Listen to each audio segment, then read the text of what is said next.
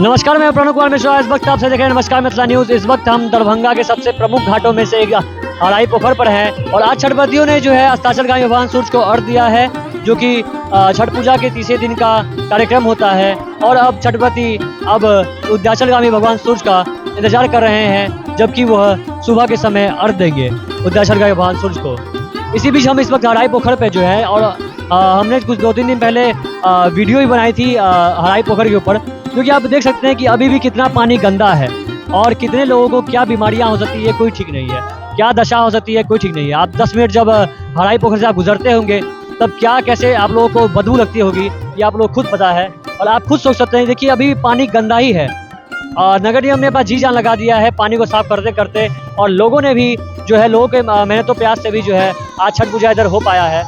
आप खुद ही देख सकते हैं, क्योंकि हराई पर जिस प्रकार से पहले भीड़ लगा करती थी अब भीड़ वैसे नहीं लगा करती है, क्योंकि बहुत लोगों ने मजबूरी के कारण जो है अपने घर पर ही छठ पूजा करना शुरू कर दिया है।